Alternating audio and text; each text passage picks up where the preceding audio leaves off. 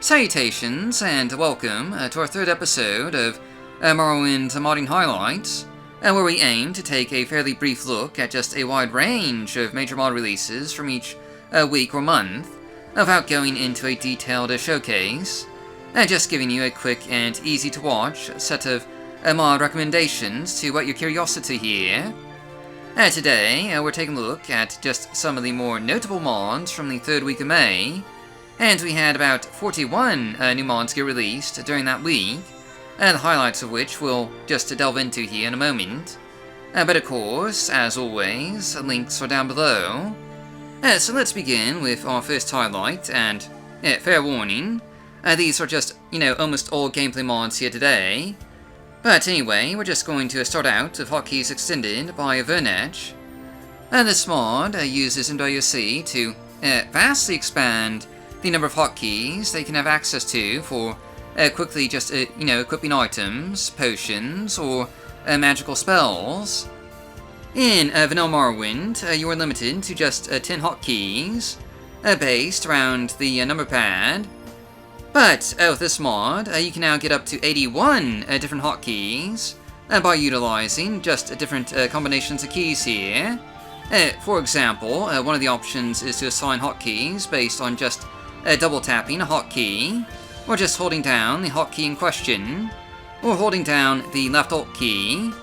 And this gives you just a lot more freedom to assign a variety of items to hotkeys, allowing you to quickly equip items without spending a huge amount of time in the inventory.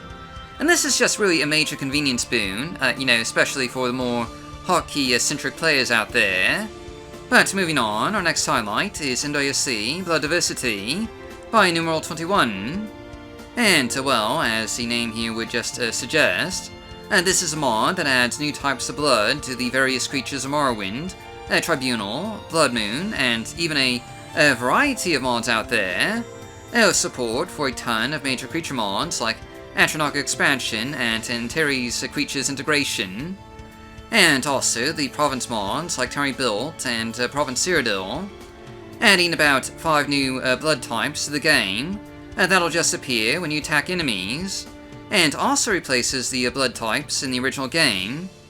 In Vanilla Morrowind, there were really only about 3 types of blood, red, white, and gold, making for just a rather limited selection.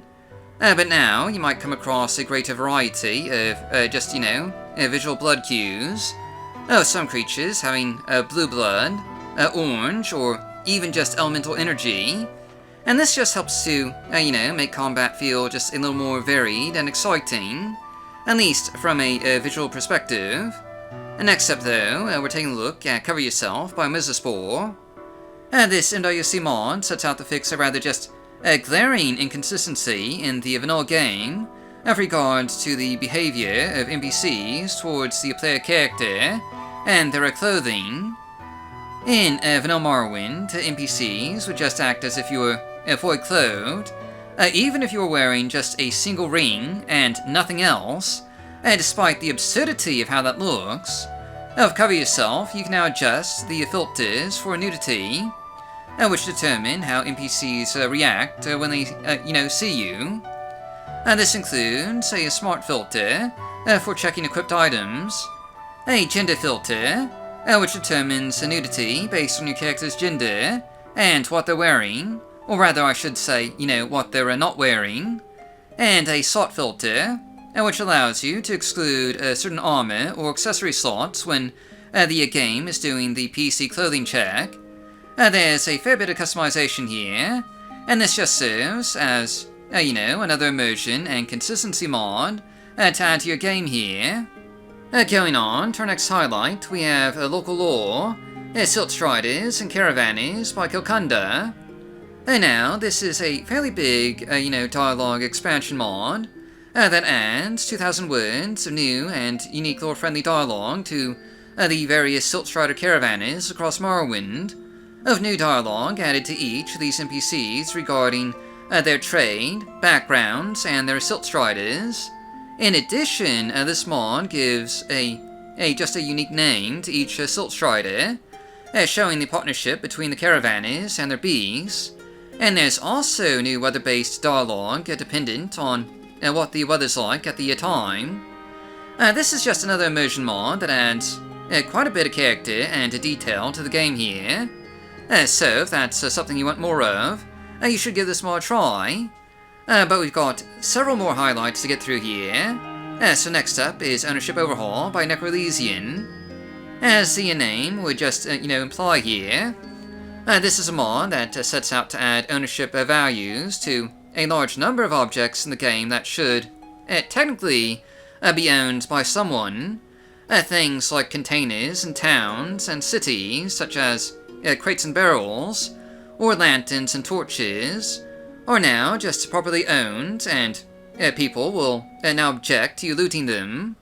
Likewise, this overhaul touches upon mines, such as egg mines, so you can't just walk in and take every Kwama egg in the place without someone raising the alarm, unless you're being sneaky, of course. There's quite a bit more that this mod adjusts with regards to ownership, and this is one of the largest and most comprehensive mods of this kind out there, covering pretty much the entire game. This is an easy recommendation for those wanting more just consistency and immersion in their games here. That said, we've got another highlight to get to here.